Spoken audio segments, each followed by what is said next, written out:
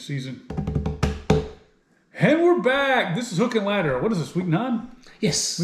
Week 9. All right. Well, we'll start things off Friday night. Boise State knocked off San Diego State 56-24. I watched this game because I wanted to see Ashton Jeanty. Mm-hmm. You know, he's a Heisman contender. I don't think he's in the top 2. They were talking about it the whole game, and they're basically saying because he plays at Boise State, he's probably not going to win, but he'll get there. Mm-hmm. I don't know. I think if the guy goes for over 2,000 yards, rather, I think he's, you know, we're gonna have a discussion about. Yeah, you got to have a serious discussion. Yeah. It's going to be Cam Ward, and it's going to be Travis Hunter. Mm-hmm. And I know Cam Ward's throwing up ridiculous numbers. I watched a little bit of that game yesterday, but I don't really know what Travis Hunter's doing. I think the main, you know, are his receiving stats all that good? I don't know. I'll have to look him up, but it's mainly the fact that he's playing so many snaps both ways. Right. And I think he's in the driver's seat. But anyway, Jeanty's hurt, but he ran well, went for $149, had a couple of touchdowns, caught the ball well out of the back. He's a good running back. He's a solid running back overall. He can do everything you want him to. He can block, he can run, he can catch. Boise State looked good. Their quarterback looked really good. They had this wide receiver, Latrell Caples, caught 3 touchdown passes, played really well. They've got a couple of good tight ends. In fact, there's 2 tight ends. It's Boise State, to me, for a long time. Maybe not so much recently, but for a long time, they've been fun to watch. They've been a solid team. They're still a solid team. They were talking about them winning the conference, maybe getting a berth to the playoffs. I think that's great for college football. Agreed as well. They're always on like Thursday nights and Friday nights and sometimes Saturday, mainly Friday nights late, so you can kind of watch them a lot. Haven't been able to watch them a ton this year, but I was glad I was able to catch that game. Yeah. I watched a little bit of the Florida Atlantic, South Florida game as well. You remember when Tom Herman was like the hot name? Yes. You know, everybody wanted him. He went to Texas when Georgia fired Mark Richt. A lot of fans wanted Tom Herman because he was an offensive guy. He goes to Texas, doesn't happen. He has the thing where they're playing Missouri in a bowl game. And the QB for Missouri is on the Denver Broncos, I think. Yeah. He does this thing where he throws touchdowns. He does like a backpack on, does like that. And Herman made fun of the guy on the telecast. Anyway, so he gets canned. So he's at Florida Atlantic, and apparently this is a rivalry, South Florida, Florida Atlantic. Well, supposedly he ran up the score last season on them, and then now this season, apparently South Florida went for it. Yeah, and there was some stuff said by the coaches prior to the game, and it wasn't, I read the article, it wasn't anything bad. It was basically, they don't like us, we don't like them kind of deal, but the handshake, the South Florida guy walking straight to him, shakes the hand, doesn't even look at him. He's like shaking his hand, looking this way, and then walks off. And then he's shaking the hands of players on both teams. Yeah. Tom Herman instantly, vagina all up and he's all upset.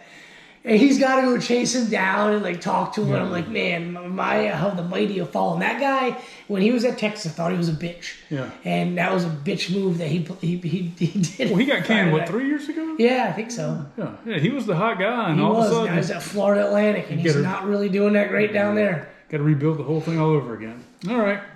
Oregon knocked off Michigan 38-17. Not really surprising. No, I'm not surprised. I didn't watch any of this game because the game I was paying attention was on the same time. Yeah. But I've watched Oregon enough this year to know they're a good football team. They were struggling a little early in the season. They kind of turned it on. Huge win against Ohio State, but they're playing well. Michigan can't do the forward pass. They're physical, but it's not like they were. And I kind of think that they're a program on decline. And I don't mean to say that they're just going to be garbage for a long time, but they had that 3-year run. They had all those guys. They coached them up 3 stars, playing 5 stars. Right. Harbaugh and company coached them up. They played well. They went to the playoffs 3 straight years, beat Ohio State 3 straight years. One of the best 3-year runs, I think, in Michigan history, if you ask me. And they won a natty. That's it. With the way they recruit 3rd or 4th in the Big Ten, and they recruit top 10 nationally. Yeah.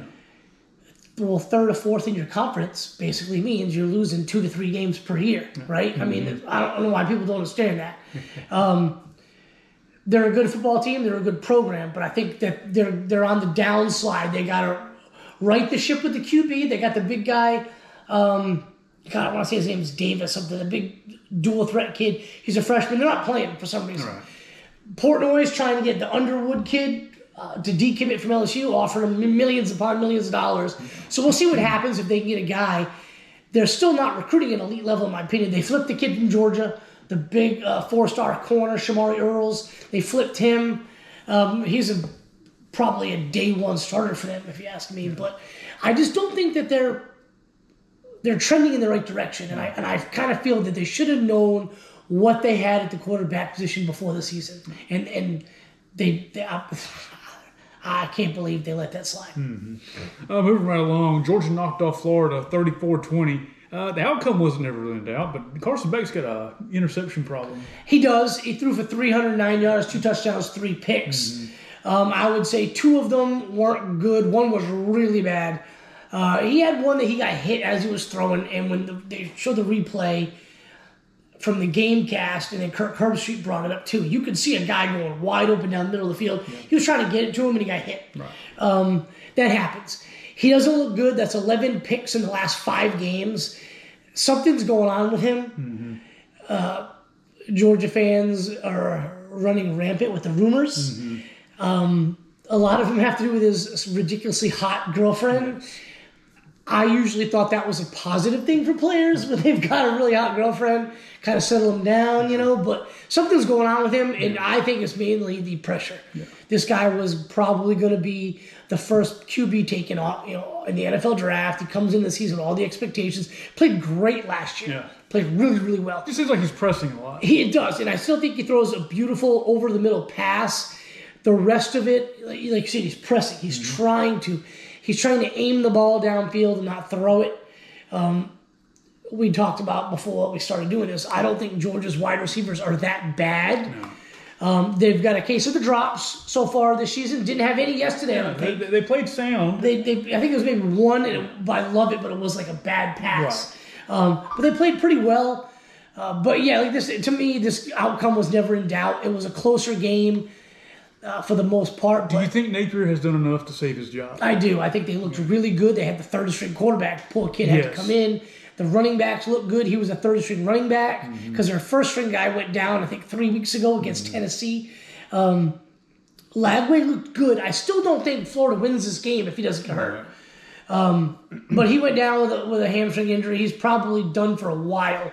That didn't look good at all. Mertz is done for the year. His career is over with them. I think he's done enough to save his job. They're looking good. The record's not going to show it. And then they got to go to Texas next week, and I think they play a couple more top opponents, LSU, A&M. So their record's going to be garbage, but they're fighting, and that's what you want. I mean, Georgia played well. First few drives, they moved the ball at will. They kind of stalled out, like a field goal, and then Beck had the 2 drives in a row with picks. Then he comes back second half. They score a couple touchdowns. Get a third, kind of seal the deal. It was, I think they went like 24-7 or something like that after the half. I don't know. They didn't look bad to me. It was kind of like a ho-hum game the way Georgia looked this year, but I don't think they looked bad. We'll move right along. Ohio State knocked off Penn State 20-13. Speaking of looking bad, Penn State sucks.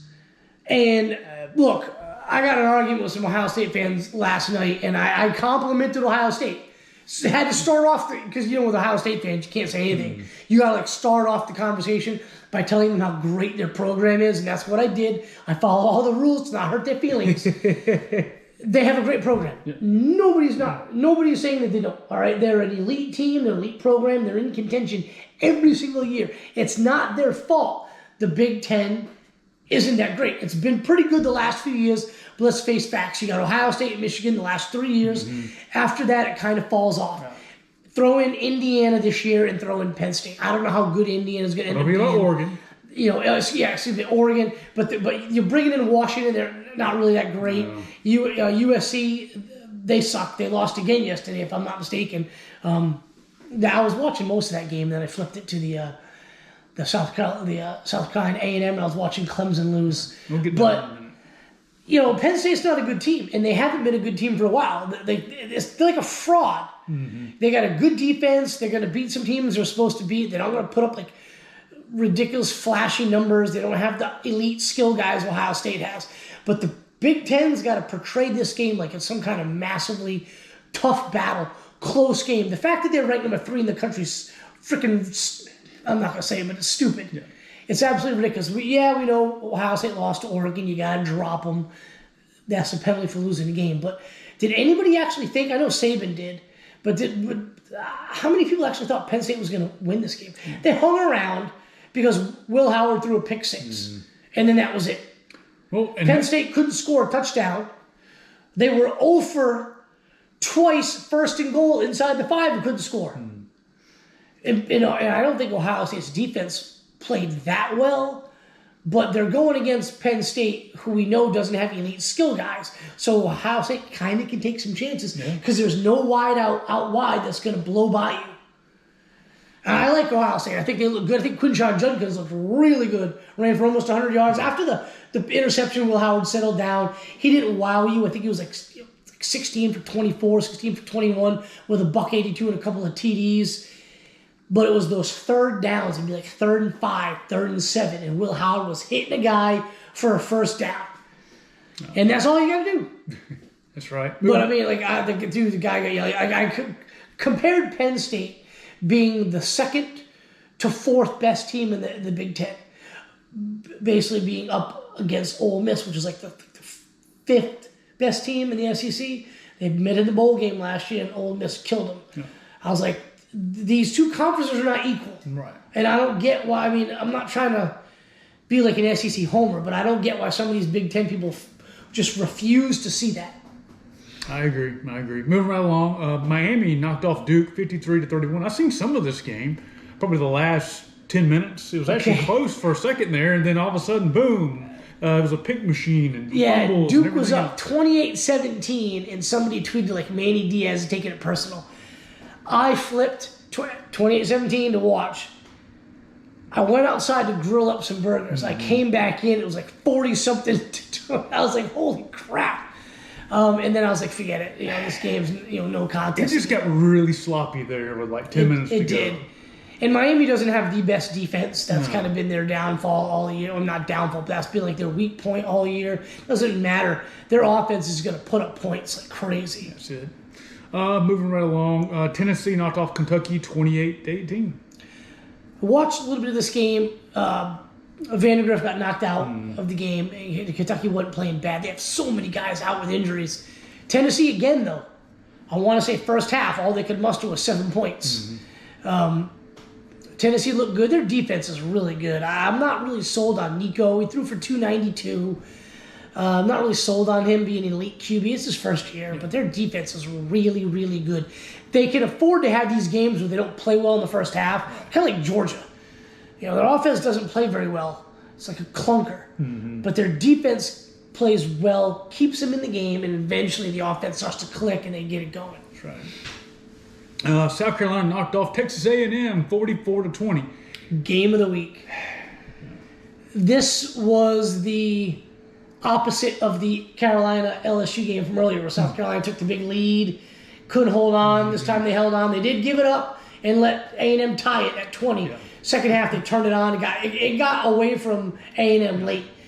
I didn't see this coming. I know South Carolina has an excellent defense. Offensively, I've watched them, and it's kind of like Jekyll and Hyde. Like the QB, Lenora Sells, is eventually going to make a bad decision and cost him the game like he did against Alabama. They should have beat Alabama. They should have beat LSU, and they didn't.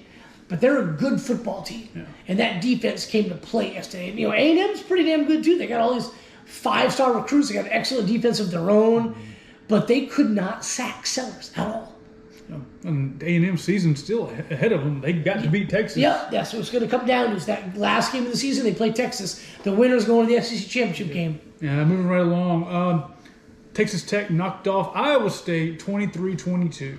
I was following this one on my phone. Didn't really watch it. I did, kind of see how the scoring went, but I didn't watch any of it. Yeah. Moving right along. Let's see. We got Clemson lost to Louisville, 33-21. Game wasn't even as close as that score. Yeah. They scored a couple of touchdowns late in the fourth, one in complete garbage time. Louisville took it to them. Yeah. Every time Clemson had any kind of momentum, Louisville would get the football back and score a touchdown. Right. Clemson couldn't do anything.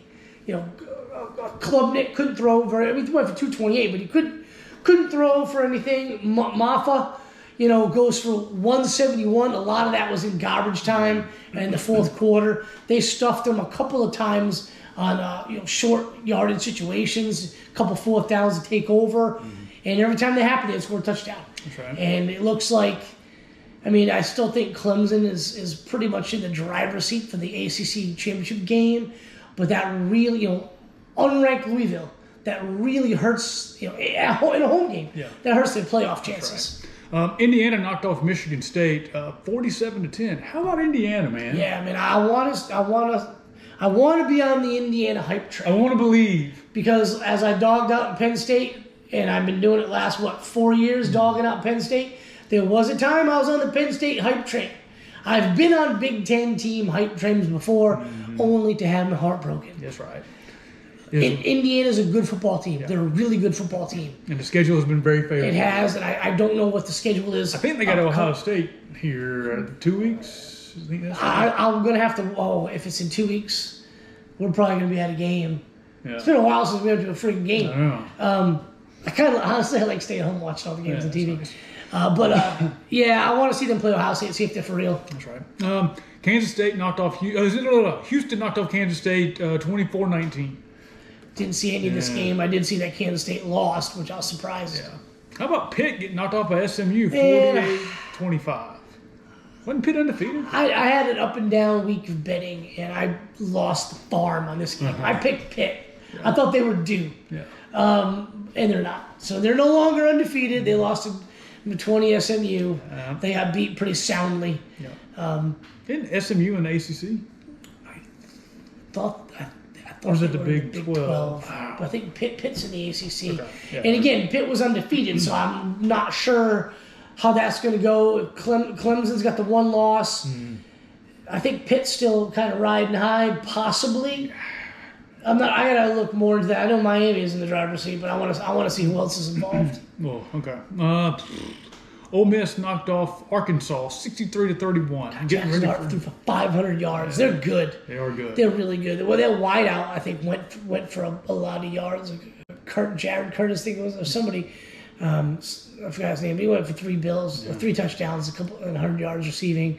Ole Miss looks good, man. They're playing for their playoff lives. They are, next week. and they were good last year. And they came into Athens, and everyone was like, "It's gonna be a tough game." Then Georgia beat the absolute shit out of them. I don't see them blowing Georgia out of the water as long as Carson Beck doesn't start throwing to the other team a bunch of times. We'll see. But this is going to be a really good game, really tough game for Georgia next week. It's at at Ole Miss, 3:30 kick, which I know Lane Kiffin got all upset this week because he can't get a night game at home. Honestly, I agree with him. Yeah. You start looking at that schedule, who has night games, and it's always Alabama and LSU, especially LSU. If it's a home game, they're playing at night. That's right. But Ole Miss looks good, man. Yeah. Let's see if they can. They got 2 losses already. That's it. Army knocked off another one of those academies, 20-3. So, what else we got? We got Illinois lost to Minnesota. Yeah, I watched this game for Jerry. I was pulling for the Fighting Illini. Altmaier didn't look bad. They just couldn't get it going offensively, which was a surprise. Yeah. Oklahoma knocked off Maine 59-14.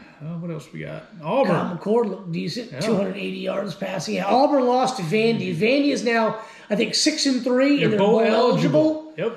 I think this is the fastest they've ever been bowl eligible, in the last 60 years. Yeah. So good for them. So I watched some of those other games. I didn't watch any of the Mississippi State game. Watched Washington, USC. Yeah, I watched a little bit of Washington, USC. Saw them lose. They had a chance to come back. They had the football with a chance to score a touchdown to win the game and couldn't make it happen. I thought there was some bad play calls and bad decisions. It ended up being 2nd and 5, and they couldn't get the first down. They kept trying to throw deep to get a touchdown and just get the first down. You had plenty of time. But right. It is what it is. Well, let's start talking about next week's games. We got games on Tuesday night this week again. Bowling Green and Central Michigan play at 7:30. And Miami of Ohio, Ball State play at 8. Blah, blah, blah, blah. Northern Illinois takes on Western Michigan on Wednesday night, and Ohio takes on Kent at 7 o'clock. What else we got here? I'll probably have all those games on the TV, whether I'm actually watching or not. Who knows? Playing in the background. Florida Atlantic's playing Thursday night. I might tune in just to see Tom Herman act like a bitch again. Friday night, we got California and Wake Forest. That's an ACC matchup. Friday night, you got Iowa at UCLA. I'll probably watch most of that game. Mm-hmm. I dog the Big Ten out. Yeah. And deservedly so, because I think it's just, it's not a bad conference. It's still the second best conference in the country, but it's overrated in my opinion. Mm-hmm. But I do enjoy watching the games. I like the traditions. Mm-hmm. I do like the fact that a lot of the teams decide they want to be fun and change uniforms. Unlike some teams that we're fans of, they just say we got them over here. Get a black jersey. We're just never going to put them on. Yeah. There's like 3 or 4 different combinations. They just say we're not going to use them. Yeah. I like the fact that the Big Ten still enjoys fun. Yeah. So I do like watching the Big Ten probably more so than almost any other conference, really. I mean, I'll watch teams that I have no care, but I just like watching the Big Ten football. Yeah. It's kind of what I grew up on. Yeah.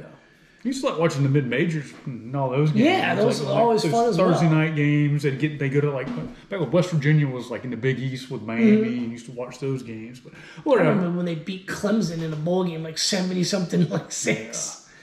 What else? What we got going on here? Ohio State taking on Purdue at noon. Boring. You got Miami against Georgia Tech at noon. Boring. Florida against Texas. Sorry, Florida. Yeah. You know, we talked about it earlier. I think Napier's done a good job given the circumstances of this freaking schedule. They really hate Florida, whoever made this schedule.